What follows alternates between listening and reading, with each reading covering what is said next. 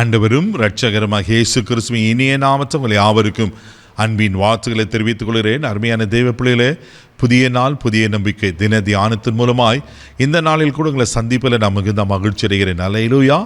இன்றைக்கு கூட கர்த்தர் நமக்கு கொடுக்கிற வார்த்தை என்ன? யோவான் எழுதின சுவிசேஷம் 14ஆம் அதிகாரம் 27ஆவது வசனத்தை கூட வாசிக்க கேட்போம். சமாதானத்தை உங்களுக்கு வைத்து போகிறேன், என்னுடைய சமாதானத்தை உங்களுக்கு கொடுக்கிறேன். உலகம் கொடுக்கிற பிரகாரம் நான் உங்களுக்கு கொடுக்கிறது இல்லை.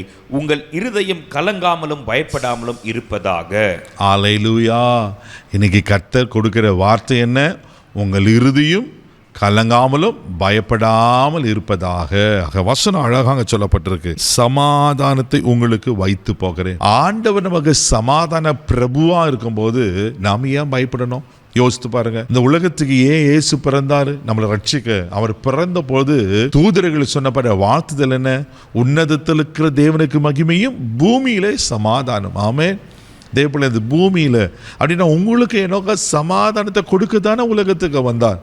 ஏன்னா இந்த உலகம் சமாதானம் இல்லாமல் இருந்தது. எப்போ உலகத்து மேலே பிசாசு ஆளுகை செய்து உலகத்தை சீரழிச்சானோ அப்போவே ஆண்டவர் திட்டம் பண்ணிட்டார், நான் உலகத்துக்கு போயிட்டு என் ஜனங்களுக்கு ஆமென் என்னுடைய சாயலாய் உருவாக்கப்பட்ட என் மக்களுக்கு நான் சமாதானத்தை கொடுக்கணும்னு. ஏசாயா தீர்க்கதரிசி சொல்கிறாரு, அவர் பிறப்பதற்கு 800 ஆண்டுகளுக்கு முன்பாகவே அவருக்கு ஒரு பெயர் வைக்கிறாரு, சமாதான பிரபு. நமக்கு ஒரு பாலகன் பிறப்பார், நமக்கு ஒரு குமாரன் கொடுக்கப்படுவார், அவர் நாமம் சொல்லிட்டு சமாதான பிரபு.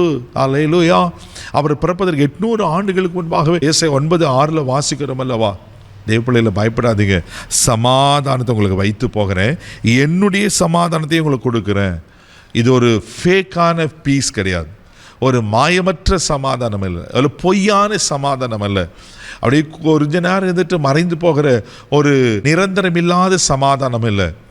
இது மெய்யான சமாதானம், நிரந்தரமான சமாதானத்தை அவர் கொடுக்கிற சமாதானம். என்னுடைய சமாதானம் எவ்வளோ ஸ்பெசிஃபிக்காக சொல்ல பாருங்க. சமாதானத்தை உங்களுக்கு வைத்து போகிறேன், ஏன் சமாதானத்தை உங்களுக்கு கொடுக்குறேன் அப்படின்னு நான் சொல்லுகிறார். அல்லேலூயா. இங்கே சொல்லப்பட்டிருக்கு, உலகம் கொடுக்கிற பிரகாரம் நான் கொடுக்கறது இல்லை, அதனால நீங்கள் உங்கள் இருதயம் பயப்படாமலும் கலங்காது இருப்பதாக. ஒரு எதை குறித்து கலங்கி பயந்து போயிருக்கீங்கன்னு தெரியல தேவப்பிள்ளையில். இன்னைக்கு ஆண்டு திட்டமான ஒரு பேசுகிறாரு, அவர் சமாதான பிரபு, உங்களுக்கு சமாதானத்தை கொடுப்பார். கொலோசியர் நிருபம் 3ஆம் அதிகாரம் 15ஆவது வசனத்தை கூட வாசிக்கும் போது அப்போஸ்தலனாகிய பவுல் கொலோசை சபைக்கு இப்படியா சொல்லுகிறார். வாசிக்க கேட்போம்.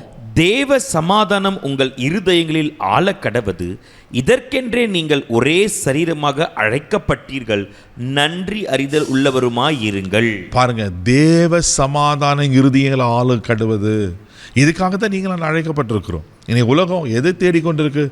1000 கோடி வசதி வாய்ப்புகள் இருந்தாலும் மனசில் நிம்மதி இல்லைன்னா, சமாதானம் இல்லைன்னாக்கா என்ன பிரயோஜனம் இல்லை? இன்னைக்கு எத்தனை பேர் எனக்கு தெரியும், எல்லா வசதி வாய்ப்புகள் இருக்குது, நிம்மதியான சாப்பிட முடியல பிரதர், தூங்க முடியல, சமாதானமே இல்லை, தற்கொலை பண்ணிக்கலாமா, எவ்வளோ கடினமான சூழ்நிலைகள். ஆனால் ஆண்டவருடைய பிள்ளைங்களுக்கு ஆண்டவர் எல்லா புத்திக்கும் மேலான தேவ சமாதானத்தை தராரா. அவர் வாக்கு பண்ணிக்க, ஏன் சமாதானத்தை உங்களை வைத்து போகிறேன்.